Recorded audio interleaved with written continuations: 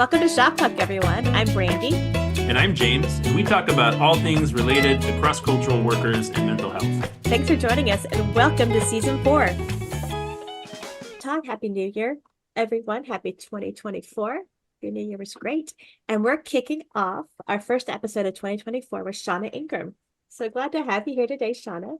It's great to be here. With over 15 years dedicated to missionary care, both on and off the field, Shonna has become a trauma care specialist and trainer, as well as a career transition specialist with Pioneer Bible Translators. Notably, she played a key role in initiating the Reentry Coach program with PBT. Driven by her passion for reentry support, she founded Reentry Experts last year, offering crucial resources and training, focusing on the 3 seasons of reentry. Shonna is also the founder and director of Renewed Hope Approach, a trauma-informed training organization. Her recent contribution includes authoring the book Beyond Broken, A Church's Guide to Trauma and Growth, which complements the Trauma Recovery Workbook series, Your Path to Renewed Hope. While she thrives in these professional roles, her primary ministry remains devoted to her husband and 4 children. Shonna, I'm really glad you're here today. I mentioned before we started recording, we are in the throes of reentry over here, and we are parenting adult children. So I feel like we have a lot to talk about. Yes. Yeah. Glad you could be with us today. I feel like this is relevant. With our branch in our organization, we have a particularly aging demographic. That you think, James? Yeah, I think that's a global move. Certainly true in our little area of the world. Yeah. So I'm interested to hear your experience with this and what your thoughts are today. So tell us a little bit about yourself, Shonna, and what got you interested in these things. Yeah, well, I think what got me interested in was my own reentry experience. We had been overseas for 5 years and came back, and we thought everything was going to be okay because we had only been overseas for 5 years. So what was that going to be like? How hard can that be, moving back to your home country? Come back to the country that we thought we knew about, but there was a lot of training to get us overseas, but there wasn't really anything that I found that was as helpful to come back to, because we were just dealing with a lot. And we actually felt like we had come back well. We felt like we had finished our project well, and we were able to get things set up on this side in America. We had beds for everybody. We decided that we were going to work at the organization that we had worked with overseas. I mean, there was, so there was sort of like this plan in place. And then a couple months after all that, it sort of just exploded, and I got really sick, and we lost our biggest supporting church, and the kids were like, we're not American. So it was just like one thing on top of another, and went to counseling, and they're like, well, you just need to grieve. And I'm like, okay, and what does that look like? What am I supposed to do with that? So it was just all of this. So I sort of call that sort of the second stage of this liminal space of like, we didn't know really what was going on in our world, in our life. And then I actually learned about Trauma Healing Institutes was doing a pilot for missionaries, and went through that and realized, oh, I'm in trauma. And that's why I couldn't put my finger on anything that was happening or what that really looked like. And then just a few months after that, I really wanted to help in this reentry space. And my boss over at PBT said, hey, Wycliffe's got a career development organization, or part of their organization. Maybe you should go over there. And I went in that, and I loved it. And I was able to really help people see sort of the structure of sort of the 3 seasons of the reentry. I mean, they weren't all coming back for reentry, but there was some sort of transition. I mean, we're just continuously living in transition. So this was just like one of those really big transitions that I needed something to hang my hat on, and didn't know how and how to do that. So, and listening to you talk about it, you felt really well prepared, as much as you knew how to prepare yourselves. You felt like you were at a place where you were able to wrap up your work and prepare your family and prepare yourselves to come back. And it was still really hard. Yeah.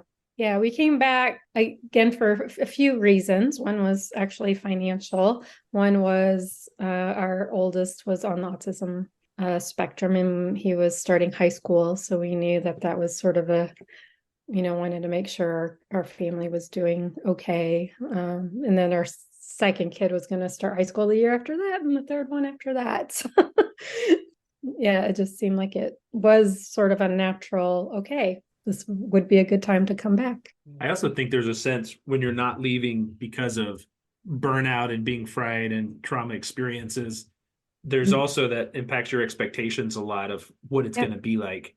Mm-hmm. Because we're not totally fried, everything's going to kind of work out. We've got plans, we've got stuff. Sounds like Yeah. it was still really, really hard. Well, we still were fried, but we didn't know that. Ah. Right. Right. How long did it Yeah, take you that to realize that?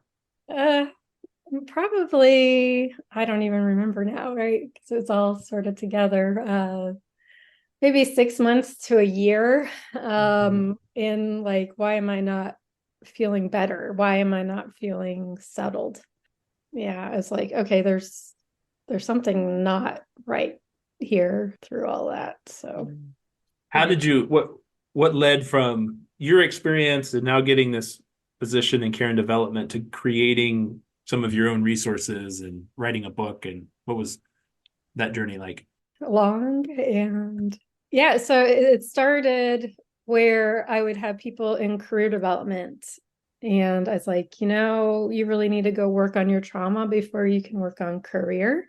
And then I would have people in that had gone through the trauma stuff, and it's like, wow, we need, we're doing okay. What's the next step? So I started researching and got more training with American Association of Christian Counselors, and really realizing that what we're doing is post-traumatic growth of like having something that's really hard and growing from that, using that sort of as a step into growth. And I had actually been trained in coaching, and at the beginning, like right when we came back, and it's like, it's great that I want to do this new thing, but I didn't know how, and I couldn't figure out how to do that. So after they go through trauma and now they understand who they are, what is sort of the career development piece of who are we now, what can I bring to the world now, and then we can coach.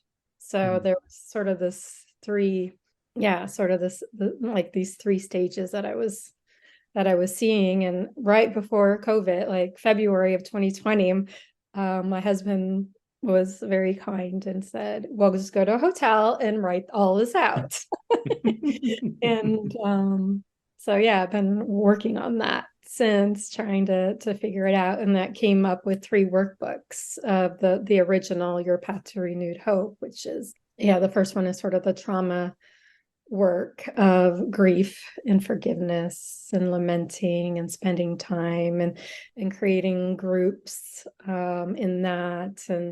And then the second workbook is receiving who we are now, receiving from God, sort of maybe a recommissioning space, and then we can rebuild. And so the third one is sort of the coaching growth mindset space of it. So I've taken those 3 workbooks and put them into two books that are specifically for reentry, for people that were in reentry. And do those 3 workbooks, the 3 different ones, talk about the 3 stages of reentry? Okay. Yeah. So the first one of your reentry path, or the original, is restore. So using Psalm 23, trying to do it out of rest and learning how to do this, allowing God to be the one that's doing it for us and us coming alongside. And the second workbook is the different verses along the way, but really trying to have space for journaling, and we actually do 6-week groups together.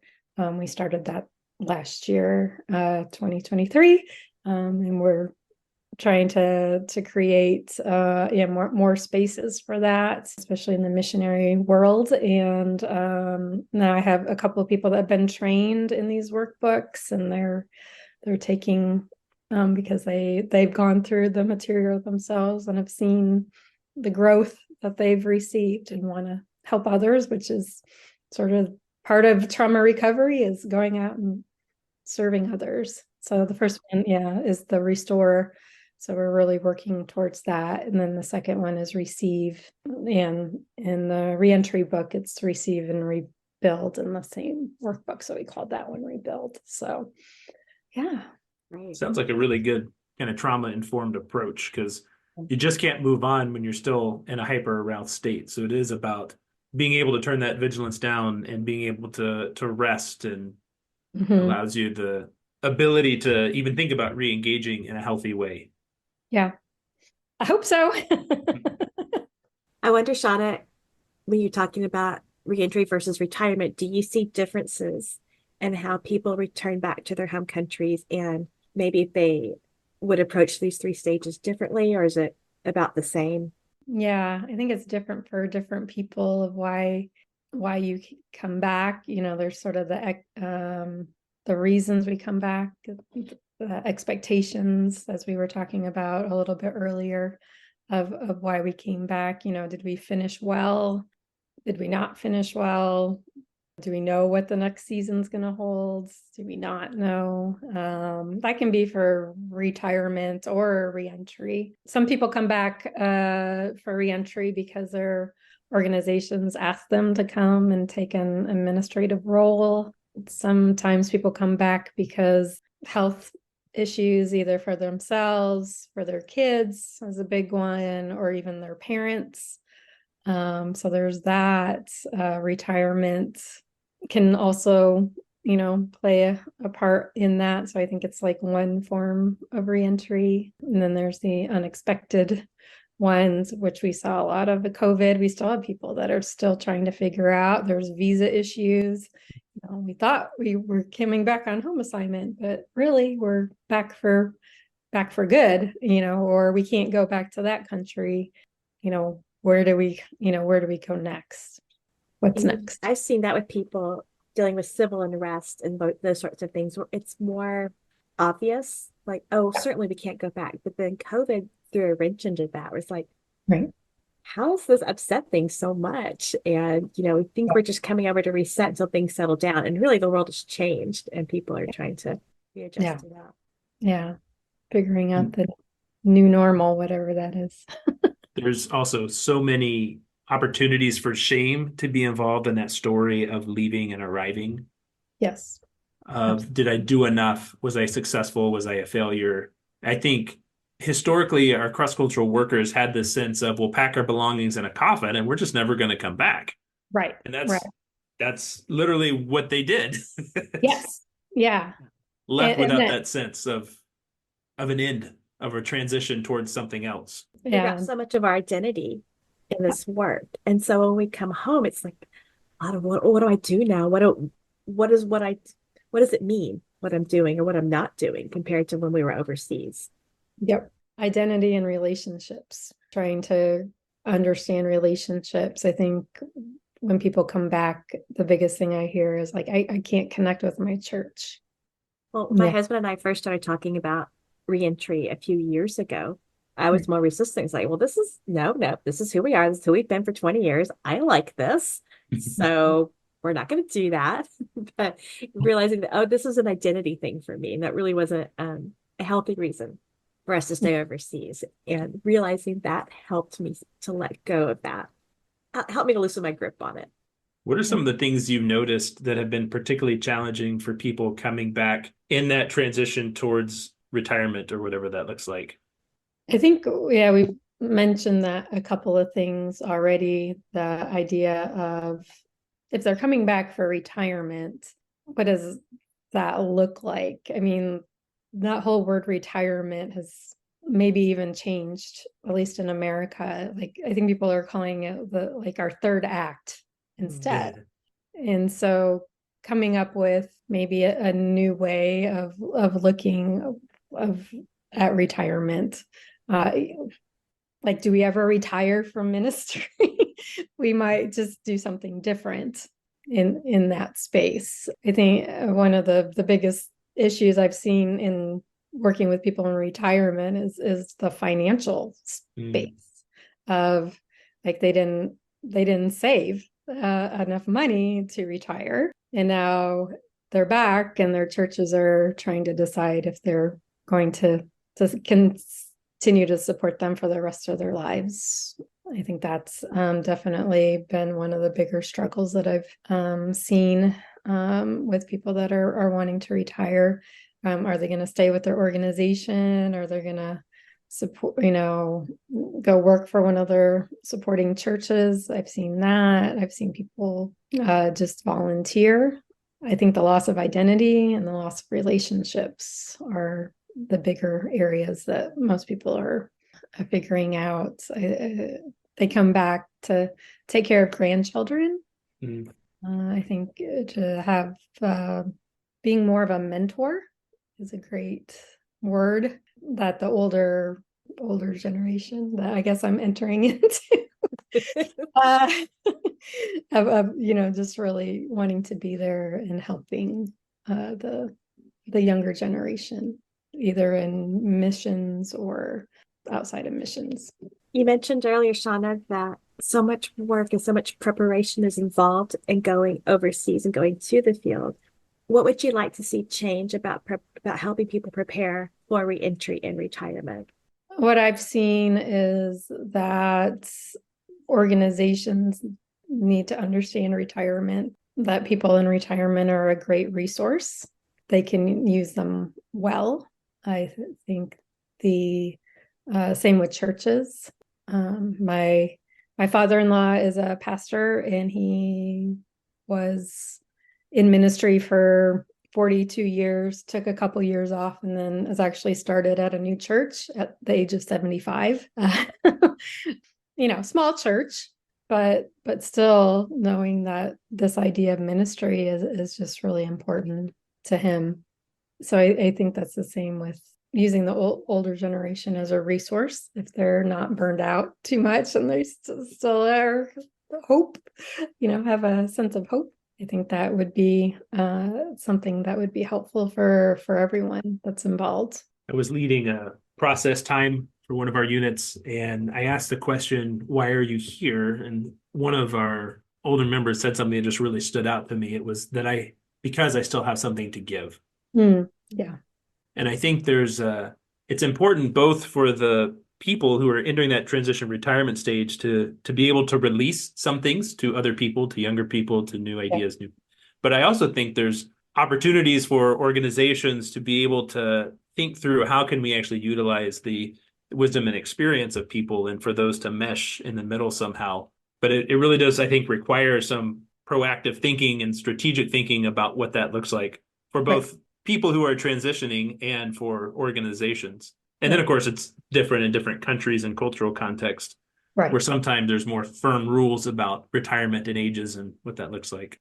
Say you're meeting with someone who is looking at reentry or retirement, like maybe a year from now. Mm-hmm. What are some things you would say to them to help them prepare for it?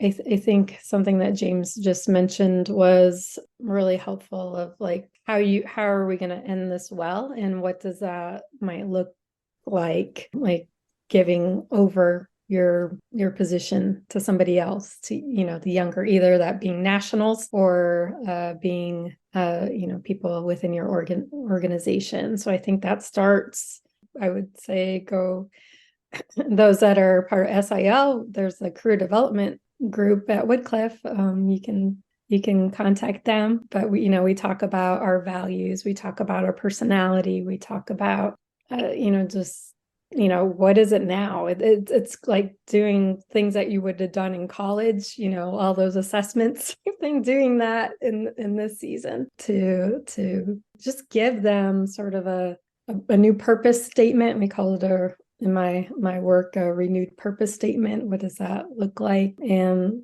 and be able to set coaching goals along the way of coming alongside people to help them, sort of figure out their next steps and what that looks like. And since it's all different for different people, there isn't no one way to do it. Everybody has something unique to help us figure out what that looks like. I'd love to do kind of a similar question, but think back to maybe 5 years out and then maybe 10 or 15 years out. If you want to answer, what are some of the things people could be doing that are more in the 3 to 5 year range? And then we'll do one for even further away from not a particular age, but that kind of phase of transition. Yeah. So the first one would be, again, financially being prepared. You need to start that. Is it too late for 4 to 5 years out? You're just out of luck. Yeah. Hope things work out for you. Yeah. I think there's financial planners that help with that. I think they even have ones that are specific to missions or ministry people that it would be good to reach out to them. I think also that you can look at just being proactive, looking at, okay, well, 5 years from now, life's going to be different. Again, I haven't done it for retirement, but I've done it with my kids. You've done it. If you have kids, your kids are going from high school to empty nest. And so there were things that you did differently. Just know that, our house is very quiet now. We like it, but it's very quiet now. And, we just have more opportunity. So, we got involved in a book club, but to sort of play with it a little bit. I'd say 3 to 5 years out, like even start looking at, well, how do I want to finish well? It reminds me of counseling, that you're in a counseling relationship. You're kind of always in the back of your mind thinking about how this is going to end and planning for that relationship to end. So that reminded me of that when you were talking about entering retirement. I also think it's helpful to begin thinking in that 3 to 5 year range about where and beginning to establish some anchor points. I think about tethers and rope, because I grew up really liking ropes and not tying, but starting to have some tether points if they don't already exist in a community, in a church. Is there family there? What could that look like? Is there a way to begin thinking about housing and purchasing a housing or saving for that? And some of those things that 3 to 5 years out is actually really a good time to begin growing some relationships, so that when it does happen, if it's a location change, there's already some strong anchor points in that place. Yeah. So the where, the how, the why, at those areas. Do you want to stay with your mission organization? Is there something that you've always thought, hey, I've really wanted to do that? You can do a lot more shorter term things, sort of a consulting, coaching. I know Woodcliff specifically has like a resource coordinator position, that sort of walks with people along the way. I know that they're always looking for people. We put a lot of our retired people, hey, check this one out. That's sort of the last position. Not all organizations have that. Like even an alumni, some organizations are starting like an alumni ministry of reaching out to people after they even leave the organization to help them along the way. Yeah, so the where is important. A lot of people go like with their grandchildren. Are you still going to be a part of the organization? Do you want to go live on a desert island somewhere by yourself? Sometimes that's tempting. Yes. Sometimes. Okay, so looking even further back, what should be some things that people are thinking about 10 or 15 years before retirement? So like Brandi's age. Yes, James. Well, yeah, that's where we are. Do we even want to retire? Early 50s. So, between 50 and 65, do I want to retire at 65? Yeah. Well, again, retire might not be the right word, but maybe make a change, because, you might have, maybe finances will change. I don't always want to harp on the finances, but it really is a big piece of what we talk about. Health, trying to, like, I've done stuff now, to help my health better now. So I'll be healthier when I'm older. put those things into place. Yeah, I just have to say, Shonna, my husband and I got together with some of our old friends from our supporting church the other night, or all about the same age. And what did we talk about? Colonoscopies and mammograms and Yeah. like Yeah. getting up out of the chairs and how our joints hurt. So there we have it. Right. So, starting stuff that's healthy, starting those things now. So when I think that's not just in ministry, I think that's just in general that I'm seeing in America is people don't want to get older, and some are taking better care of their health. Kids, adult parenting adult children, and hopefully by 65 they'll figure it out. By the time I'm 50, 65, they'll figure it out. I know. I know. Don't you Parenting know adult children. Yeah, that's a different podcast episode that we definitely need to do. We do. Yeah. The moral of the story is be nice to your kids. They choose your nursing home. Yes. Yeah. That you're training your children that are going to be taking care of you. Yeah. So finances, health, being prepared, even starting to look at what am I doing? Like, like I work with a lot of Bible translators. So, and I always at the beginning of because they always come in and they say, oh, if they're new, it's like, well, I want to be a Bible translator. It's like, okay, that's fine. But I don't know what that looks like, because that looks different in different places. So I think going through something like this every 10 years is really good to say, okay, going into this new season, like, well, what are the things that I want to leave behind, and what are the things that I want to bring forward? I mean, so we did that around 50, because we were, sort of being proactive. And so, is the project that you're working on, is it going to be finished? If it's not going to be finished, does it need to be finished? Or maybe it's not going to be as finished as you thought. What does that look like? I know not necessarily, because we have that in Bible translation, but in other mission contexts, it might not be as clear of like, well, what's the end goal here? And what does that look like? Is there an end goal? Like, how much control do you have over the end goal? One of our goals with the work in Central Asia was to hand the work over to the local team. Yeah. And like, when is it handed over? Yeah. And the things you're talking about, being prepared and thinking about these things regularly for several years, I would imagine gives the person coming back to their home country more resilience when they're dealing with the things that they can't change, or they can't change maybe how churches respond to them, or how people, just the environment has changed and things like that. So if they have more resilience, they're better able to cope with that. I wonder why it seems like it's still a little taboo to talk about retirement. And I've seen it on both ends, both the people who for years said at 65 on that date, I'm retiring and I'm looking forward to it. And then there's the people who just won't ever give an answer and aren't really sure.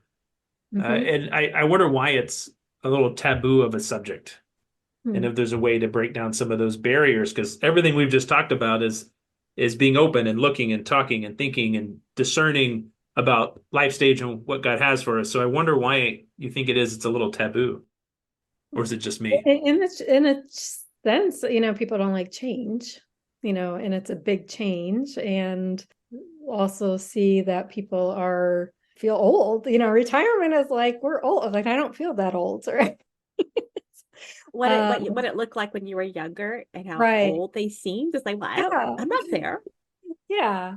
But I think if we change it to, well, maybe this is just another transition. It's just another act, that maybe it doesn't feel so final. Maybe there's a finality. It's like, well, I'm done. So like, my life is over and that was it, right? Like, you're not being put out to pasture, but that's kind of how it feels. Yeah. And I don't see that in even American culture now. Like, my dad he's almost 80 and he still does consultant work. Like I said, I mentioned and it's only like 2 days a week or so, but I think the idea is that we're not, retirement is we're going to go sit in a chair. Right. and rock the rest of our lives. But actually, what we're actually seeing, people are actually joining ministry. We had a couple come over. He was a fireman, and he retired as a fire chief, and he came overseas and helped us out. 3 months out of the year.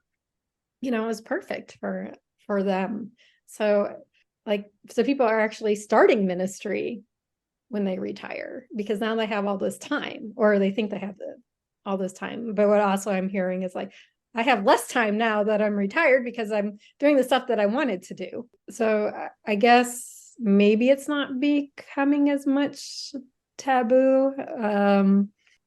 I hope it's not. I do work with people that are in that, and they see. I mean, we actually have a in different seasons, we're supposed to do different things, and in the last season, it's to mentor and to help people, help the younger generation, and people really connect with that. It's yeah, I can do that, and so yeah. Yeah, they experience this hope and connection Mm-hmm. to the world around them. But yeah, actually, there's still a lot. Yeah, my trauma trainers and stuff. I mean, they're in their 80s. I had a lady, I mean, she's 95, and she's still she helps at the retirement home, and she does Bible studies at the retirement home.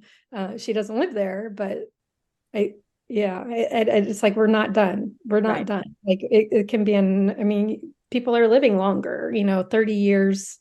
I mean, it could be 30 years.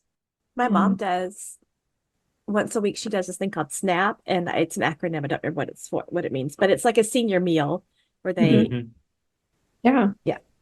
And I sometimes think, shouldn't you be in SNAP and not serving in SNAP? But she does great with it. She loves it, and yeah, go for it. Yeah.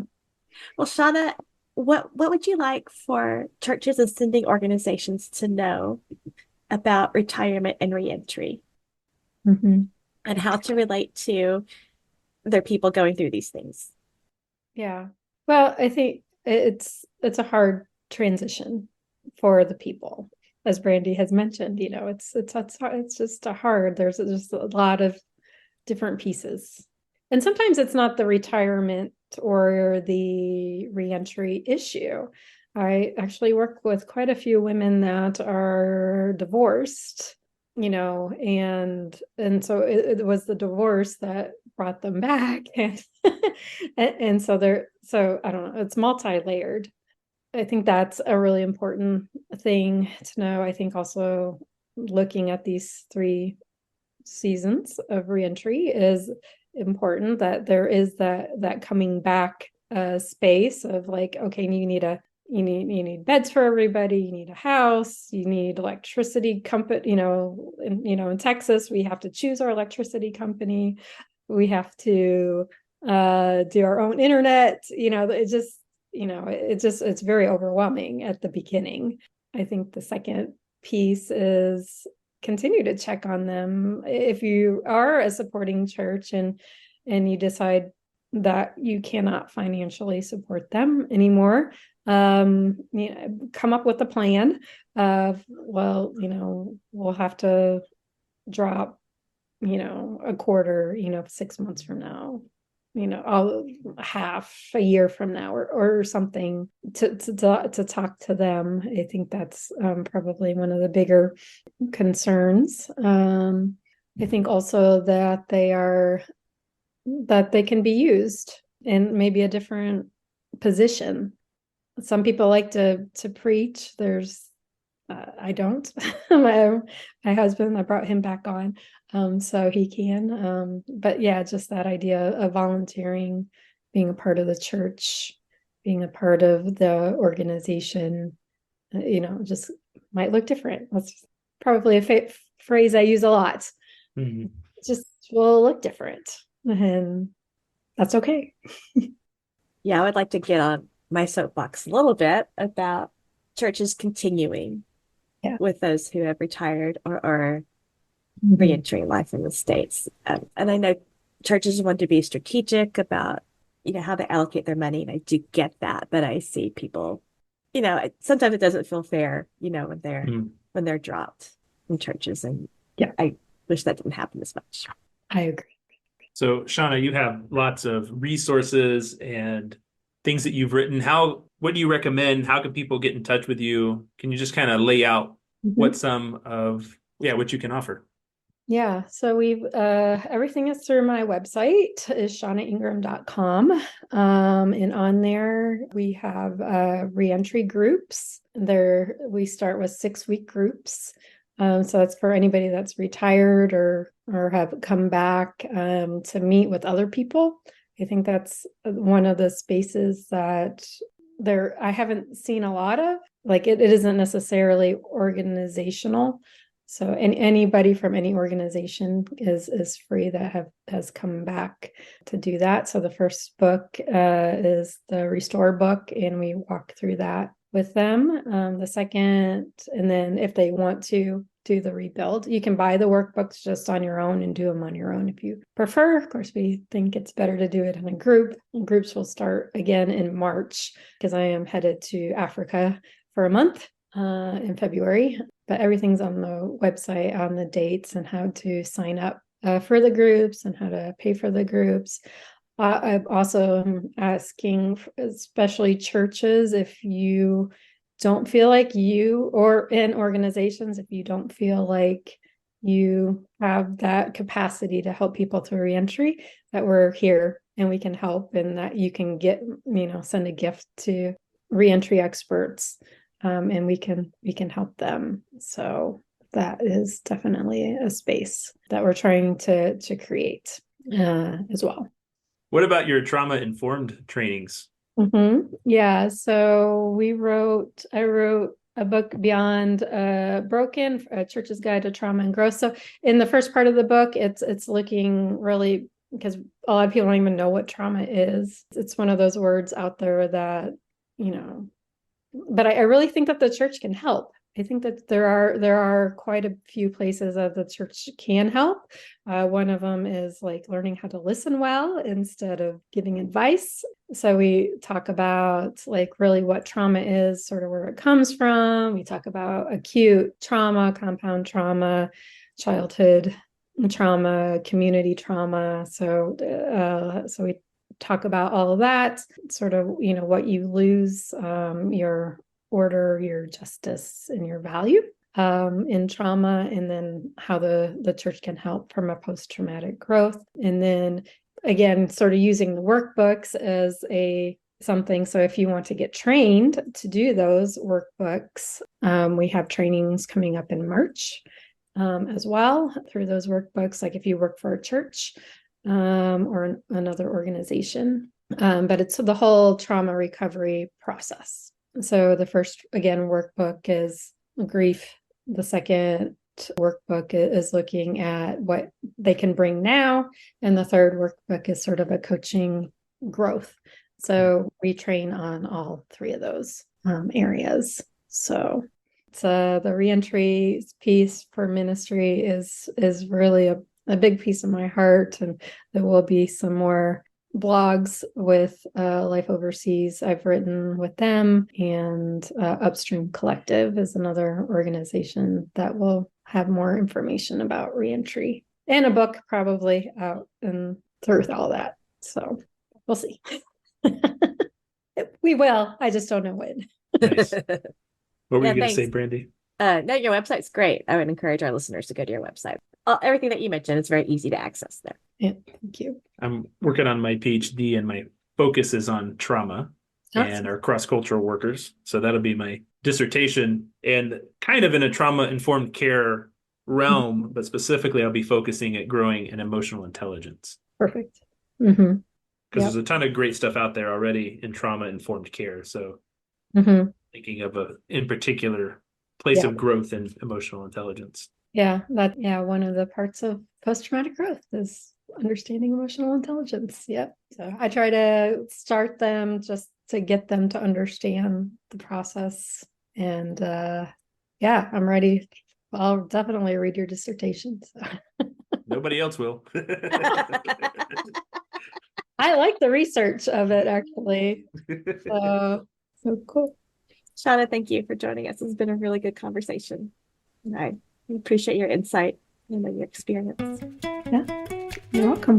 Thanks for having me, and excited to be able to share. All right. Love what you do.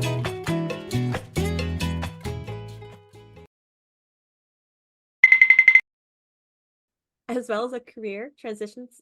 You know what? I keep laughing. Happy New Year. Oh my gosh. I didn't think it was that hard. I give not. Brandi a couple weeks off. Okay, I'm gonna start over. Hope so. Your What about website's your great. trip? Let me go.